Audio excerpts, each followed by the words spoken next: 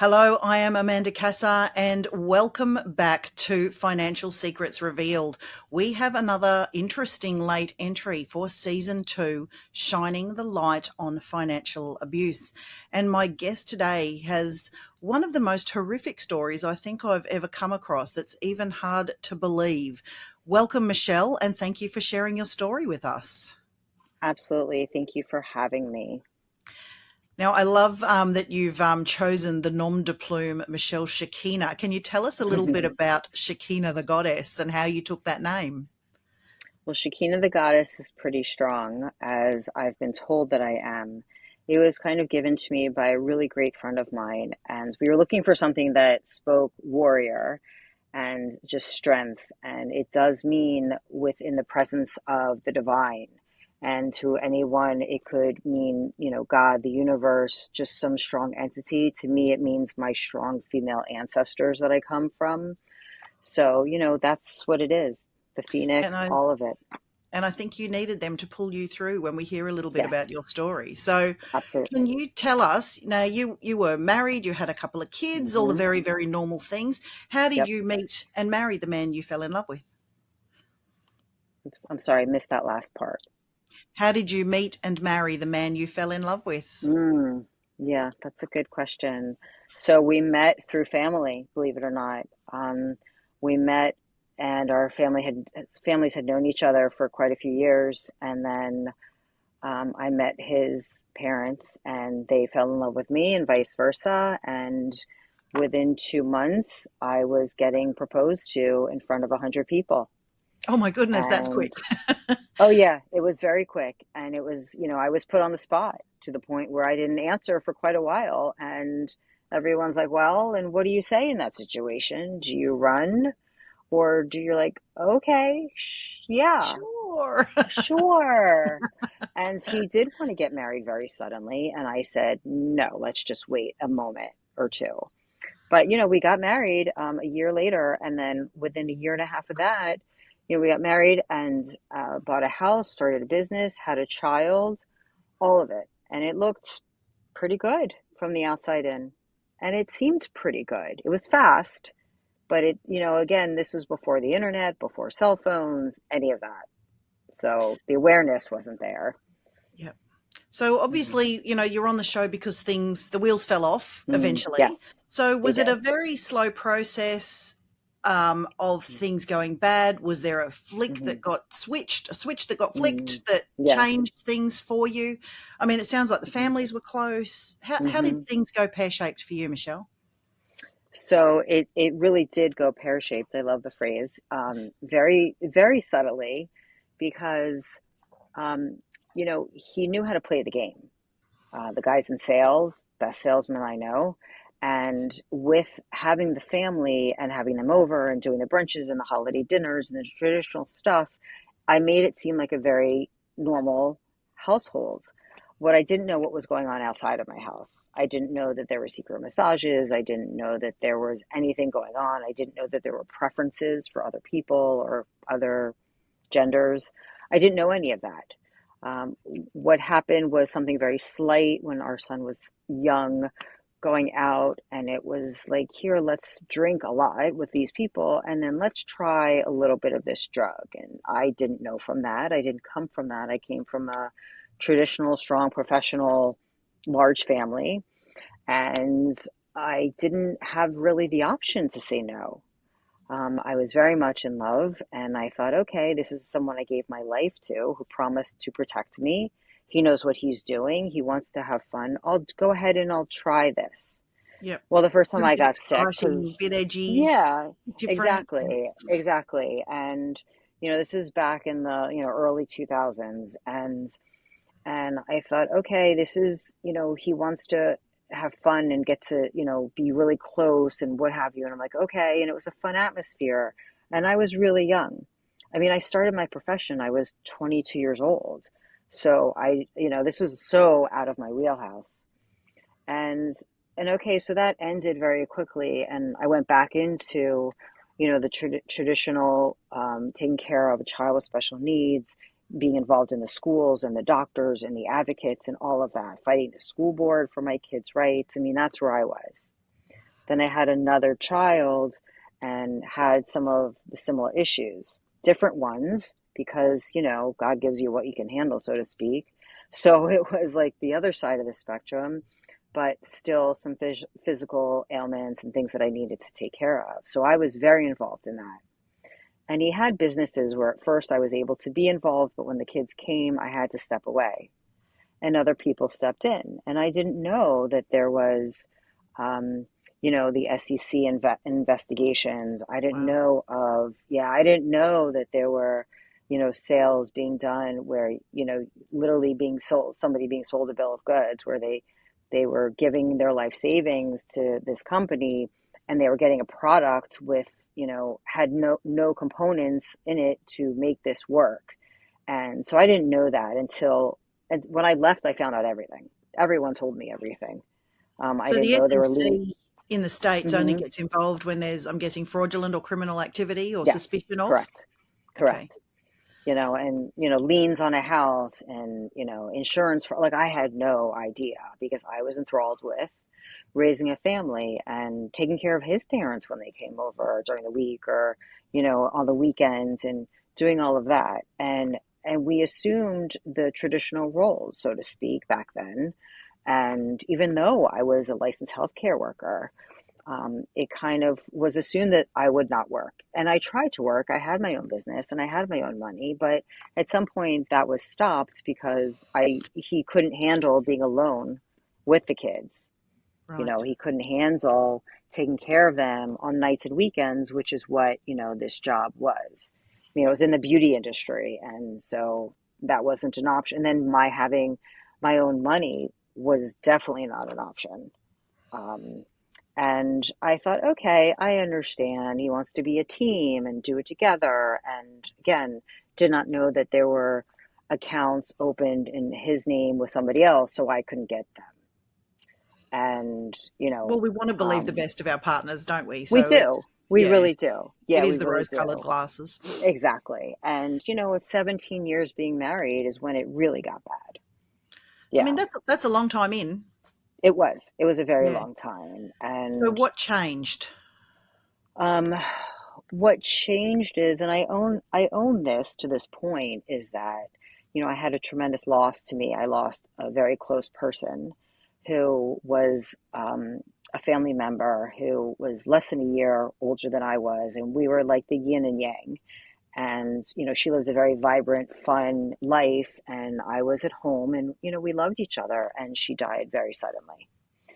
And I went to the funeral myself, and I came home and I said, I want to live life to its fullest for myself and for her. And, let's enjoy that. And our kids were older, and I thought, okay, I can start making that shift and letting them be a little bit more independent because that was always my goal. And I didn't realize what I was saying and to whom I was saying it to. And that meant to him, oh, wow, I can do everything I've been doing in secret out in the open. And I feel like it justified him in what he was doing in secret, that, oh, it was okay. She wasn't ready, but now she's ready. So that meant him taking my hand pretty much. And as I say, walking down a dark tunnel into the world of Alice in Wonderland, which included drinking and drugs and sexual deviance and eventually trafficking of me Wow. and much more financial abuse, all of it in every That's a realm. very quick, slippery slope after Yes, 17 years of a fairly traditional yes, yeah, mum role. uh, yes. And it lasted about 6 years, and I kept saying I was going to leave, but I didn't know how. So, Michelle, can you Mhm. explain a little bit more? I think when people hear the words like sex trafficking, we think of either the Jeffrey Epstein stories, or, I mean, Mm, trafficking in the past was, human slaves from Africa to the right, Americas hundreds of years correct, ago. Colonialism, imperialism. The Australians were right, what we call yes. blackbirding in the islands for slaves. Mm, How hmm. does modern trafficking look? And how did Right, you find out you became a part of that? right. Well, we're talking about this on the cusp of that movie, Sounds of Freedom, coming out, where it really explains it. But it shows it in children mostly. And yes, there are adults, but they show the adults more so on the labor trafficking. So, sexual trafficking is basically what Jeffrey Epstein did do, and I experienced because those who I was trafficked to and with looked very much like that. It's basically like making sure that, somebody is definitely not in their full awareness of what's going on. I was, almost forced to live this lifestyle of drinking, cocktails all the time, and then the drugs were introduced. I mean, to the point where he would physically get in front of people and just be like, just do it, just do it, just do it. And, anytime I would push back, there was really it was bad emotional abuse and verbal abuse for me. Um, and at some point it was done just so he would pay attention to me because I love this man, before it got to be really bad. And I would do anything for him because of my own insecurities.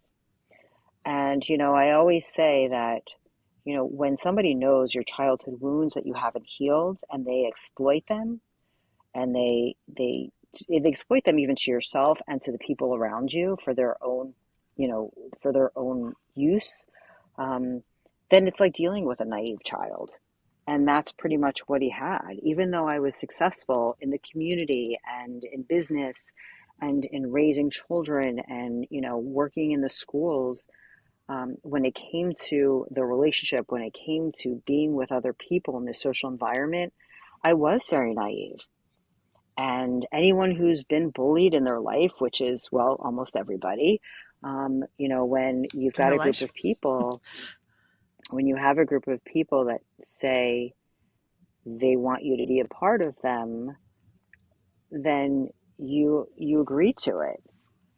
When somebody is dealing with another person's childhood wounds, it's as if you are dealing with someone who is very naive, and it's almost like dealing with somebody who is in high school or middle school and wanting to be a part of the group. And that's what everyone did around the guys, the men and the women. um, and yeah. We all want to feel like we belong, don't we? So Correct. And my family at that point, he isolated me from. So, we were all family, so to speak.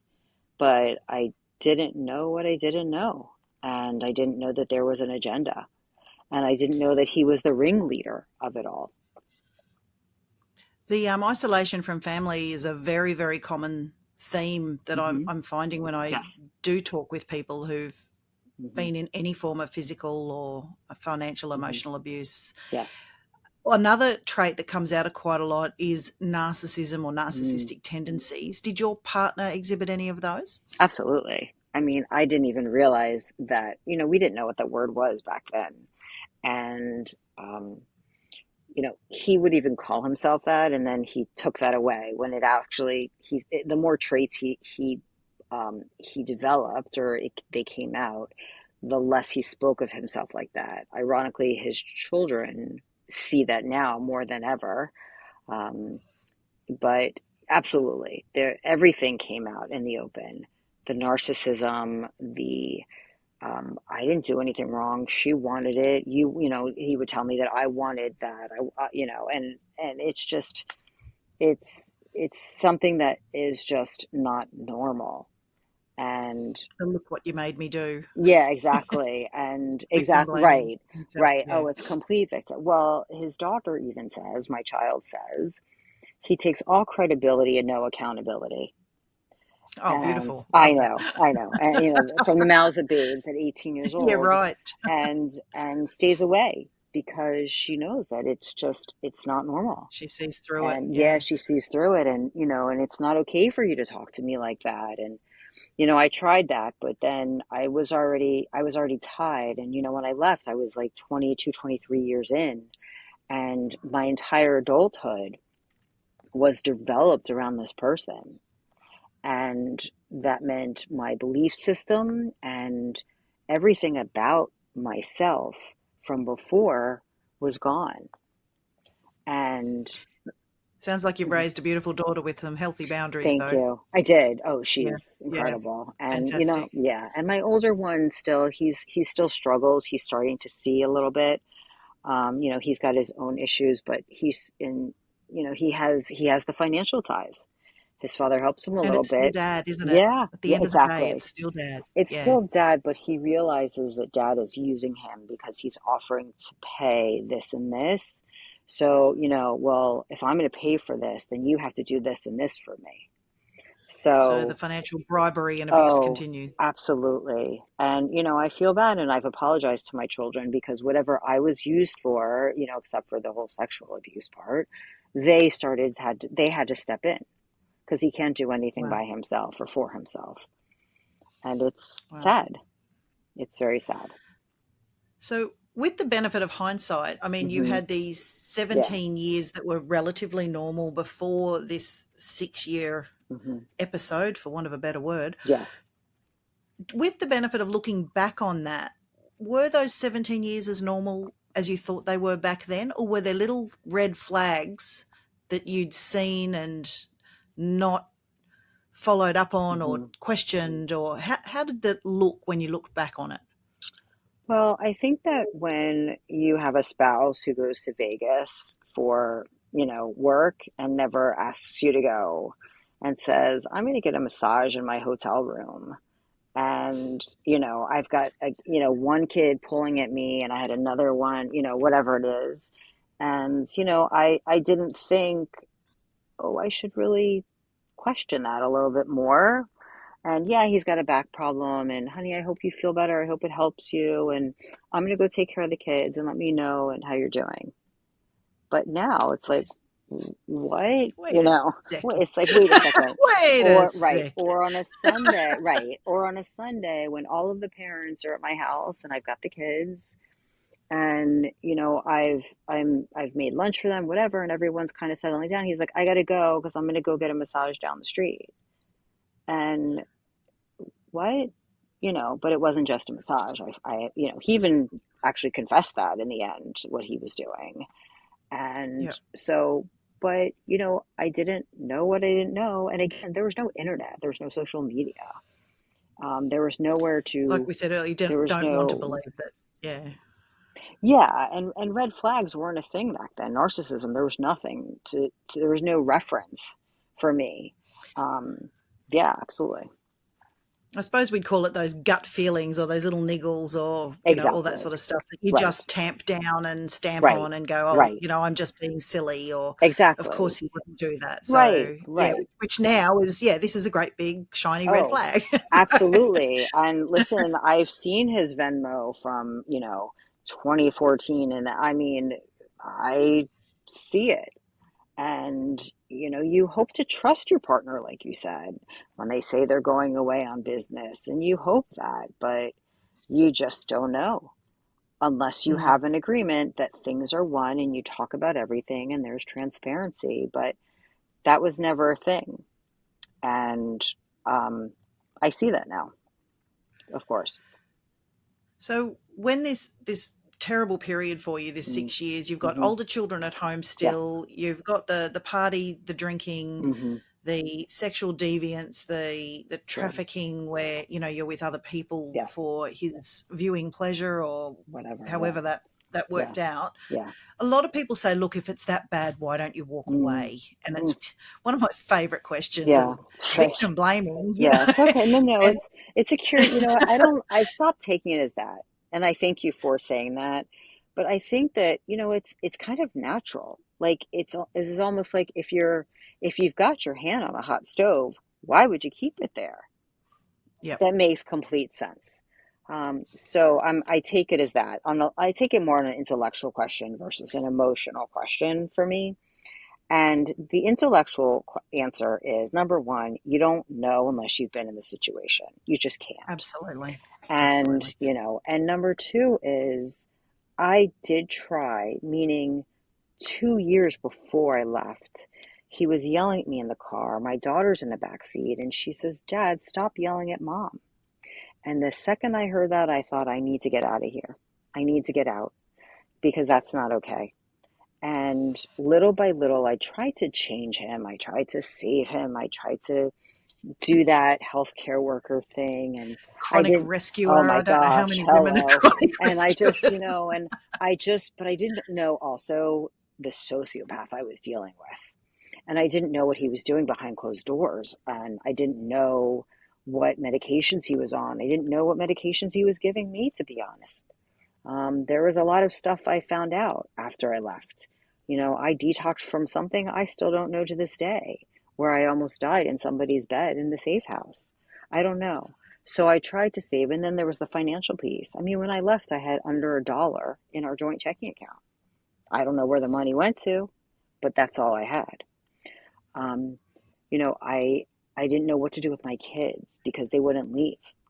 And I got my daughter to leave for a couple of days, and then she fought me. And I said, okay, he's not going to hurt them. Why? Because narcissist children are a representation of them, right? So if the kids are doing good, they're doing good. They're super dad, they're super mom, right? So I knew that that was okay. But I had to get myself out because I knew that if I didn't, I would not be alive. And so I did take my child. She adamantly told me to take her back. She wanted to be in her own bed with her animals.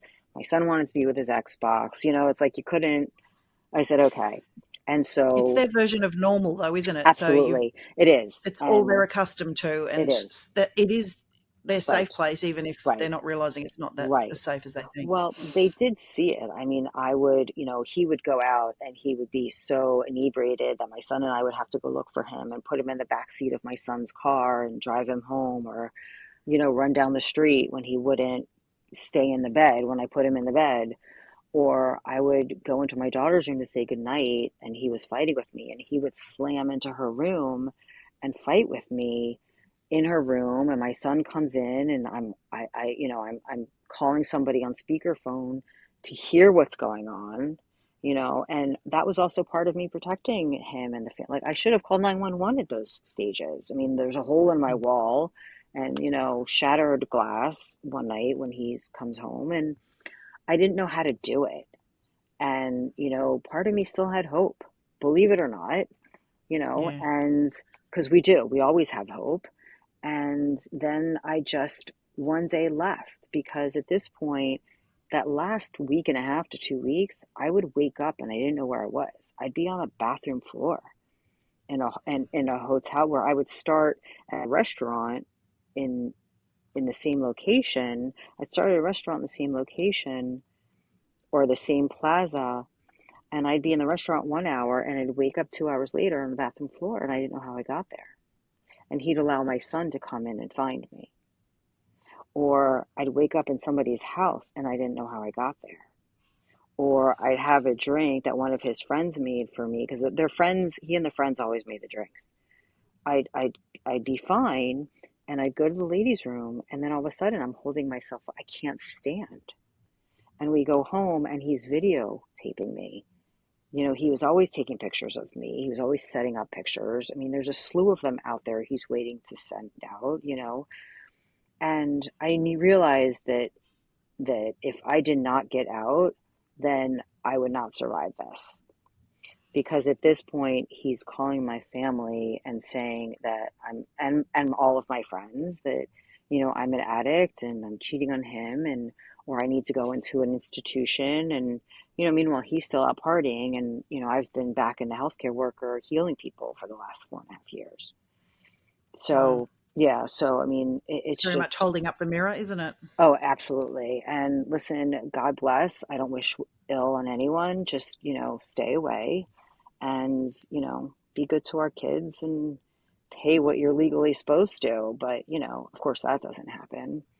But so that's when I left, is when those things were happening, I didn't go home.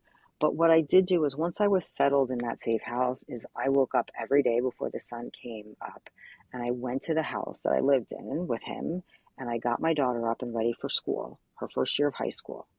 And I made her lunch at the other house, and I brought her to school with her friend. I picked her up from school.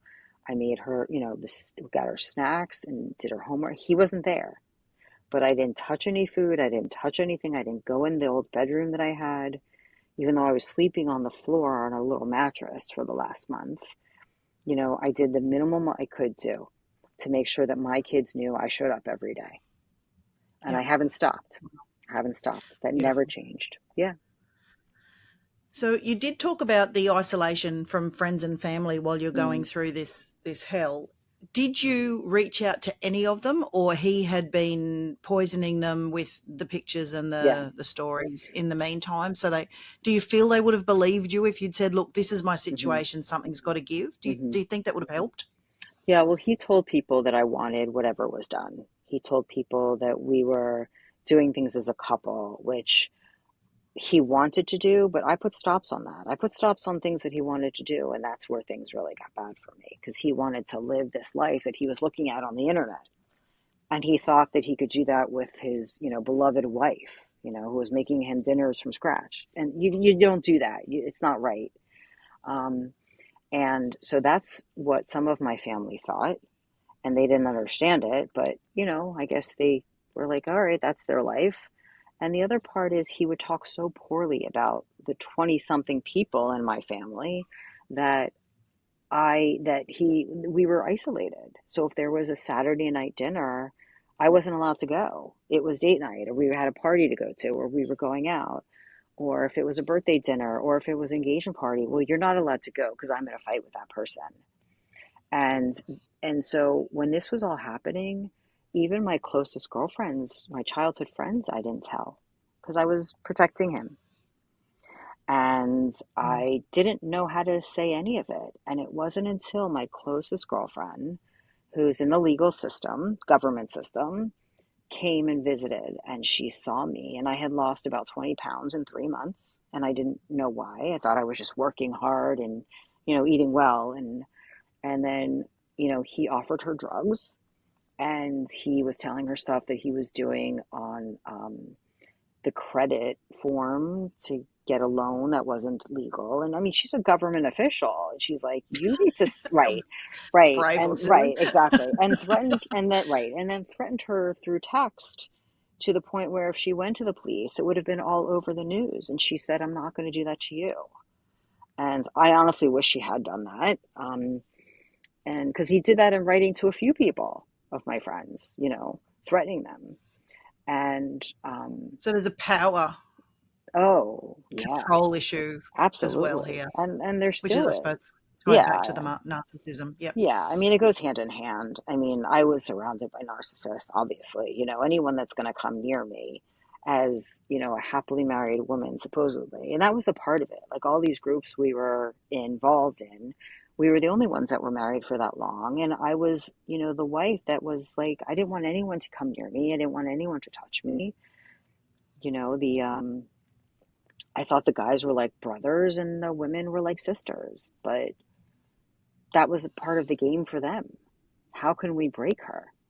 You know, Wow. how can we make her, you know, on our side? I would walk in with, a plate of cookies if I went into someone's house. I would make a dish. I mean, that's how I was raised, right? And, you Is that know, usual at swingers I mean, clubs, Michelle? well, I don't know. I guess not. And so I know I was so clueless, honestly. I really was, but I was raised by family that did that and still Good does. people. And exactly. And so, and the funny thing is, it wasn't always about sex for him. And he was very much in control of what happened to me. So somebody couldn't come near me unless he approved of it. And, this is all stuff that I'm remembering as I'm speaking about it. It was all about that. And there were some moments where it was just about his favorite thing, as he would say, is I like to put you in uncomfortable positions and Oh, situations. wow. And I know. And I never understood that. And I would question him and he would laugh about it. And looking back and being older now and just being more aware, it's still shocking to me. And Yeah, listen, I don't know. You'd ever get yeah, over that. and you don't. And well, I've tried to separate who that woman was and who I am. And, I do a lot of Eastern and Western, suppose, whatever, modalities of treatment. So, I did have the whole burning of the old anniversary cards and the pictures and what have you. And I ripped them up and I burned them and I buried it. And I buried her. And, Yep. I had a ceremony where I thanked her for surviving for me. And I told her she could sleep now, because there were some weekends where I slept 4 hours on the weekend because of his wanting to go out. But I had to take care of the kids while he slept. Yeah. And, and then I promised to tell her story. So I've So here made, we are. yeah, exactly. So I've made the distinction, but, Beautiful. it is hard to believe, though, when I say it out loud. I've got a double-barreled question for you, Sure. Michelle. So for someone who's going through something similar right now, any words of wisdom? And for someone like your friend, the lawyer, on the Yeah. outside looking Mm, in, going, there is something very wrong yeah. here. What can I do to help? Do Yes. you have advice for Yes. both those people? Absolutely. For somebody who's going through any sort of trauma or betrayal or any just questioning of, am I safe? You get out, whatever that means. If it's a teenager or a young adult in a class, get out. If it's, in a club, get out. If it's in a situation where, you're going out with your girlfriends and somebody's looking at you very strange, you you open up and you tell them, you tell security. I made security with eventually with everybody, because I knew that he wasn't going to protect me. I knew that he was going to give me away. He was going to leave me and go to the bathroom for an hour and leave me with some random person and say, watch my wife. So I made friends with the security, and I would stay close to them. And I stopped drinking. I would just drink bottles of water. So you just have to watch your own back. You have to start putting stuff in your car or in your girlfriend's car or your parents' home. I started taking pictures of all of my paperwork, all of my children's paperwork. Eventually, I took all of that. That was number one. I didn't care about anything else but that. Any passports. You take pictures of everything. You screenshot texts, emails, all of it. Um, Anyone that's divorced, I recommend using a parenting app where emails cannot be deleted, because those become legal documents. You get out of the emotional, you get into the intellectual. What do I have to do to protect myself? Because on the bottom line, they're going to emotionally torture you from, if you have children, the rest of your life. But intellectually, if you've got backing, there's nothing they can do to you. And that makes you feel stronger. It really does. Um, as far as, and then, if somebody's in it, don't stay quiet. Just don't stay quiet. No matter what, don't stay quiet. There's help out there. There's organizations out there to help you financially, emotionally, food banks, clothing. I mean, there's so much help out there. For the friend who sees something, I had girlfriends that saw me and they didn't say anything. They saw my behavior change. Um, they saw me wither away. My clothing changed. I went from being very conservative dressed to very promiscuous because I had to be. That was the only thing that was allowed. Um, and they made their own assumptions. Don't make assumptions. Ask questions. Do it with grace. Do it from your heart and with love, because you could be saving a life. And, Yeah, I think that's so important. I it mean, really is. I actually feel it's worth losing a friendship over, Absolutely. because Yep. if I'm not the one who says, look, I feel really uncomfortable with, Yes. the changes you're Mm-hmm. making or who you've Mm-hmm. become or your Mm-hmm. behavior, whatever it is, Mm-hmm. you know, to know that, okay, you might not be ready, but I'm a safe place when you are. Yes. Yes. I'm here for you. Exactly. You need me. Yep. And look, some people are never ready. They Right. are, Right. So emotionally broken from Right. what they've gone through. Yeah. They may never break away. But I Right. think to know that somebody hears them and Mm-hmm. sees them is a Mm-hmm. very powerful, it might be the only arrow in your quiver that one Absolutely. day that Yep. person said, I'm here for you. Yeah. Agree. Even if it loses them for you now, that Mm-hmm. they're there if you ever need them. I think Yes. that's a very, very powerful Very thing true. for people to be able to recognize. So, Right. Right. And I would say for anyone, there's a lot of organizations that you can look into. Women Distress is phenomenal. And Women Distress helps men also. and children, and there's kids in distress. And those are websites you can look at, and they have emergency buttons. So if somebody walks in, you hit the button and it goes into the Weather Channel or something silly. Yep. There's a lot of domestic violence groups on Facebook. So you can have an alias Facebook with a Google Voice phone number or whatever it is. And they're there to help. I mean, there's advocates for you. There's resources out there. There's people that have money, organizations that have them that will help you get set up or go somewhere. There are people that would donate to you privately. That's my goal, is to have a safe home for women and children, teenagers, LGBTQ community also, and even, a house for men and, rescue animals. That's my goal. Is Oh, beautiful. everybody right, everybody You're works still in the, rescuing, oh my Michelle. God, especially the animals. Are you kidding? Kids and animals, and I'm in. But everybody Beautiful. works together because people are healing, and trauma looks different every face. I don't look like the face of someone who's been trafficked. I don't look that way at all. And that's why I'm doing this. And one day the goal is to show my face. But when I sat in Women Distress, I was a minority. I was a working person. I was just newly back to working, but I was in, a scrub uniform, and I sat there and they looked at me like, what is she doing here? Or maybe she's here to do a training session or what have you. And I sat there, and that's one of my writing pieces is, we're all the same in some form or another. We're all the same. And I'm no better than they are. They're no better than me. My trauma is no less than somebody else's, and theirs is no more, and whatever it is. I can identify with a child, to some extent, that's been trafficked.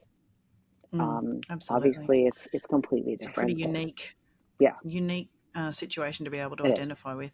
Michelle, It your is. story, you're going to be coming out of the closet a little bit more Yes, about it, and from the floor to the yes, door.com. Do I have that right? yes, you do.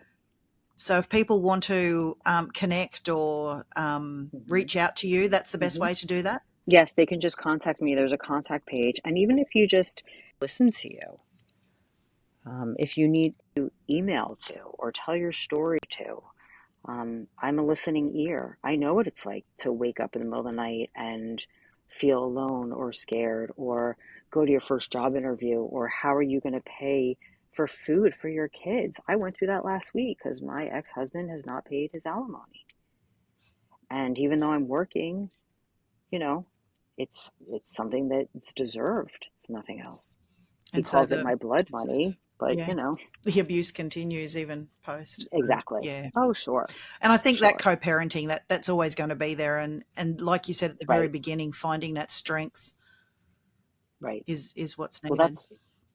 yeah, and that's why I also do advocation, meaning I advocate for somebody who's going to the hospital or the doctor, or speaking to the police, because in those moments that are so crucial, usually the person that's been abused in whatever form is hysterical. And it just looks like they're crazy. It sounds like they're crazy. And they may be a little crazy. I know I was. Yeah, well, how could you not be But after going through that? yeah, exactly.